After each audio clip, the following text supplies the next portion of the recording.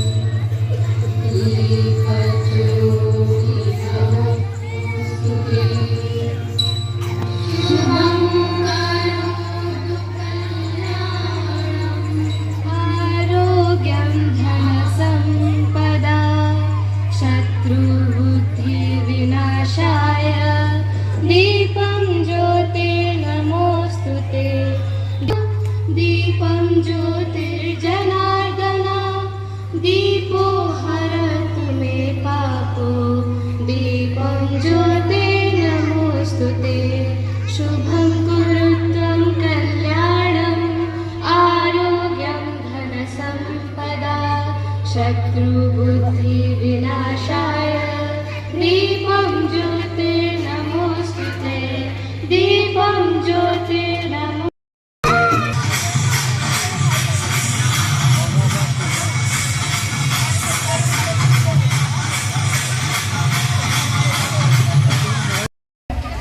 समस्त माँ भौणी छुआ माने नाती नातुणी समस्त को बनानीर निगंच जंगल भितर मयूर मयूरी नृत्य करती कोईलीर कुहुतान भासी आसे यही समय गौरी सांस्कृतिक प्रति माता हूँ मैं माता हूँ मैं बेटी हूँ मैं माता हूँ मैं बेटी हूँ मैं बलिदान की गाथा हूँ मैं श्रीमद भगवद गीता हूँ मैं सीता हूँ मैं द्रौपदी हूँ नारी ये तो बड़ा दुनिया ये दुनिया को ममता डोरी में बांधी रखे जाए।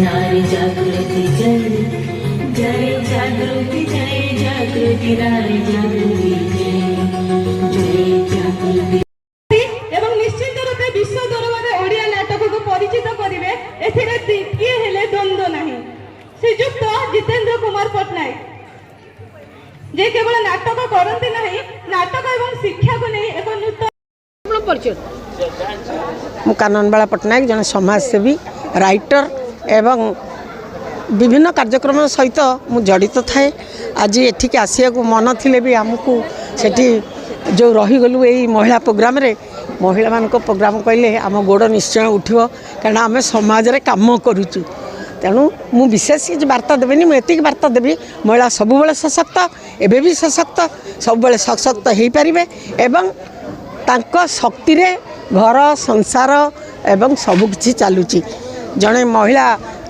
पुरीर तांको पुओ जो आईएएस पाइला से कहले कहले मु जगिक बसी थाए मो पुओ जो पाठ पढ़े से छोट पिला नुह तांको पुओ आईएएस परीक्षा देला माने छोट पिला नुह किंतु माटी जगिक बसे पिलाटी केमती पाठ पढ़ी आगो को जीव से झी हो कि पुओ हो। धन्यवाद। मुझे मीनाक्षी बेहरा नृत्य शिल्पी एवं एवं पिला भी शिखौची गुरु कार्यटा भी तुलाऊँगी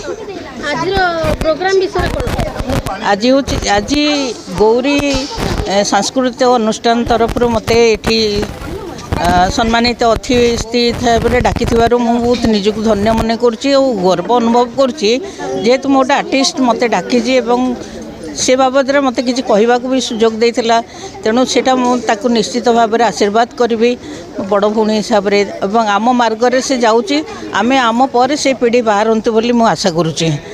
महिला दिवस जो पालन कर महिला सशक्तिकरण जो अच्छी आम निश्चित भाव में आम पछघुंचा देवु ना निश्चय आगू को माड़ी जाऊ। मु शकुंतला बलियार सिंह रिटायर्ड प्रिंसिपल राजधानी कॉलेज यही खोर्धा माटीर सुकन्या। आज प्रोग्राम विषय प्रोग्राम विषय मुझे कौन कह मो माटी जहाँ घटी सबकि मो हृदय को बहुत भाव में छुई 2 वर्ष है गौरी प्रतिष्ठान करुच्ची काम बहुत भल भाव में कर ससुर जगदेव सार मो बापांकर सांग मु जानी परिवार को बहुत भल करी एमाने समाज में जी करुँच समस्ते सारा परिवार लगी तेणु बहुत धन्यवाद विशेषकर शिशु मान पिला छात्री मानक झील मानक जो भाई भाव में उत्साहित करागला ଯେଉଁଭଳି ଭାବରେ ପୁରସ୍କାର ବଣ୍ଟନ କରାଗଲା, ଯେଉଁଭଳି ଭାବରେ ଭଲ ଭଲ କଥା କୁହାଗଲା, ଆଉ ବିଶିଷ୍ଟ ବ୍ୟକ୍ତିମାନେ ଏଠି ସବୁ ଏକତ୍ରିତ ହୋଇଥିଲେ, ସମସ୍ତେ ବହୁତ ଭଲ କଥା କହିଲେ। ଏଇଭଳି ସଭା ଗୋଟେ ସମାଜ ପାଇଁ କେତେ ହିତକର, ସମାଜର ସ୍ୱାସ୍ଥ୍ୟ ପାଇଁ କେତେ ମଙ୍ଗଳଦାୟକ, ସେ କଥା ଯିଏ ଏହି ସଭାମାନ ଆଟେଣ୍ଡ କରୁଛନ୍ତି ସେମାନେ କହିପାରିବେ। କିନ୍ତୁ ସାଂସ୍କୃତିକ ଜୀବନ ପ୍ରତି ଯେତେବେଳେ ବର୍ତ୍ତମାନ ସମୟରେ ଗୋଟେ ବିତୃଷ୍ଣା ଭାବ ଦେଖାଯାଉଛି ବା ଅନାସକ୍ତି ଭାବ ଦେଖାଯାଉଛି, ସେତେବେଳେ ଏଇଭଳି ଅନୁଷ୍ଠାନ କରିକିରି ସୀମା ଜଗଦେବ ଏବଂ ତାଙ୍କର ପରିବାରବର୍ଗ ଆମର ଧନ୍ୟବାଦ ହୋଇଛନ୍ତି। ମୋ ନାଁ ଶ୍ରୀମା ଜଗଦେବ, ଗୌରୀ ସାଂସ୍କୃତିକ ପ୍ରତିଷ୍ଠାନ ଆମର ଓଡ଼ିଶୀ ଇନଷ୍ଟିଚ୍ୟୁଟ୍, ମୁଁ ତାର ଅଛି ସମ୍ପାଦିକା। ଆଜିର ମହିଳା ଦିବସ ଉପଲକ୍ଷେ ଆପଣ କ'ଣ ମୁଁ କହିବି ଯେ ଆମେ ଯେହେତୁ ଓଡ଼ିଶୀ ନୃତ୍ୟ ବେଶୀ ଝିଅମାନେ ନୃତ୍ୟ କରନ୍ତି, ଆମର ଯେହେତୁ ଝିଅମାନଙ୍କର ନୃତ୍ୟ ଅନୁଷ୍ଠାନ, ଆମେ ଭାବିଲୁ ଝିଅମାନେ ହେଉଛନ୍ତି ସେ ନିଜେ ହିଁ ଭବିଷ୍ୟତ ମହିଳାମାନଙ୍କର। ଆଉ ତାପରେ ଆମର ଅଭିଭାବକ ଯେଉଁମାନେ ମହିଳାମାନେ ଅଛନ୍ତି, ଆମ ଭିତରେ ଗୋଟେ ଭଲ ପାରିବାରିକ ସମ୍ପର୍କ ରହେ। ଆମେ ଗୋଟିଏ ପରିବାର ବୋଲି ଭାବୁ, ମୁଁ ଅନୁଷ୍ଠାନ ବୋଲି ଭାବେନି, ମୁଁ ମୋ ପିଲାମାନଙ୍କର ଅଭିଭାବକମାନଙ୍କୁ ମୁଁ ମୋ ପରିବାର ବୋଲି ଭାବେ। ଆମେ ଯେତେବେଳେ ଅଭିଭାବକମାନେ ଆମେ ସବୁ କଥାବାର୍ତ୍ତା ହେଲୁ ଯେ ପିଲାମାନେ କେବଳ କ'ଣ ନୃତ୍ୟ କରିପାରିବେ, ଆମେ ବି କେବଳ ମହିଳାମାନଙ୍କର କ'ଣ ଆମର କିଛି ନାହିଁ, ଆମେ ବି କାହିଁକି କିଛି କରିପାରିବାନି। ମୁଁ କହିବି ନାଇଁ, ଆମେ ବି କିଛି କରିପାରିବା, ଆମ ଛୁଆମାନେ ଆମଠାରୁ ଶିଖିବେ। ଆମେ ଗତ ବର୍ଷଠାରୁ ମହିଳା ଦିବସ ପାଳନ କରୁଛୁ, ତାଦ୍ୱାରା ଆମର ଯେତେ ମହିଳା ଅଛନ୍ତି, ଆମର ଅଭିଭାବକ ଯେତେ ମାମାମାନେ ଯେତେ ମଦର୍ସମାନେ ଅଛନ୍ତି, ସେମାନେ ନିଜେ ନିଜେ କେମିତି ଆତ୍ମନିର୍ଭରଶୀଳ, ଜଣେ ଯଦି କେତେ ଆତ୍ମନିର୍ଭରଶୀଳ ହେଲେ ଅନ୍ୟ ଜଣେ ତାଙ୍କଠୁ ଶିଖିଲେ, ସେମାନଙ୍କଠାରୁ ନିଜେ ଯୋଗାଯୋଗ ସମ୍ପର୍କ ରହିଲା, ଆମ ଭିତରେ ଗୋଟେ ଏମିତି ବହୁତ ଭଲ ଆମେ ଆଗେଇଲୁ। ଆମର ସବୁ ମାସରେ ଆମର ବୈଠକ ହୁଏ ଆମର ଅନୁଷ୍ଠାନରେ। ଆମର ଆଜିର ପ୍ରୋଗ୍ରାମରେ କେଉଁ ଲୋକମାନଙ୍କୁ ଆପଣ ଇନଭାଇଟ୍ କରିଥିଲେ? ଆମେ ସବୁ ଜିଲ୍ଲାରୁ, ଆମର ଓଡ଼ିଶାର ବିଭିନ୍ନ ଜିଲ୍ଲାରୁ ଆମର ଆସିଥିଲେ, ଆମେ ତାଙ୍କୁ ମାନପତ୍ର ସମ୍ମାନିତ କରିଥିଲୁ। କାହିଁକିନା ସମାଜସେବୀମାନଙ୍କୁ ଆମେ ଡାକିଥିଲୁ, ମହିଳା ସମାଜସେବୀ କେତେ ଯାଉଛନ୍ତି, ମହିଳା ସମାଜସେବୀ ପୁରୁଷ ସମାଜସେବୀ ମଧ୍ୟ ଡାକିଥିଲୁ। ଆମେ ମହିଳା, ଆମେ ସମସ୍ତଙ୍କର, ଆମେ ଯେହେତୁ ମା ଆମେ ସମସ୍ତଙ୍କର, ତେଣୁ ଆମେ ସବୁ ସମାଜସେବୀ ଭାଇ ଭଉଣୀମାନଙ୍କୁ ଆମେ ଡାକିଥିଲୁ। ପିଲାମାନେ ଆସିକି ମହିଳାମାନଙ୍କ ଉପରେ କେମିତି ସଶସ୍ତ୍ରୀକରଣ, ମହିଳାମାନଙ୍କ ଉପରେ କେମିତି ଆଗକୁ କେମିତି ମହିଳାମାନେ ଯିବେ, ସେ ଉପରେ ଆମେ ନୃତ୍ୟ ପ୍ରଦର୍ଶନ କରିଥିଲୁ। ପିଲାମାନେ ବିଭିନ୍ନ ପ୍ରକାର ସ୍ପିଚ୍ ମଧ୍ୟ ଦେଇଥିଲେ ଏବଂ ବରେଣ୍ୟ ଅତିଥିମାନେ ଆସିକି ସବୁ ମହିଳାମାନଙ୍କ ଉପରେ କହିଥିଲେ। ଖୋର୍ଦ୍ଧାରେ ଆମେ ଚାହୁଁଛୁ ଯେ ଆମେ ମହିଳାମାନେ ଏକାଠି ସମାଗମ ହେଇକି ଆମେ ଗୋଟେ ନୂଆ ଆମ ଗୋଟେ ଭଲ ସମାଜ ଆମେ ତିଆରି କରିପାରିବା, ଆମର ଏହା ହିଁ ଲକ୍ଷ୍ୟ।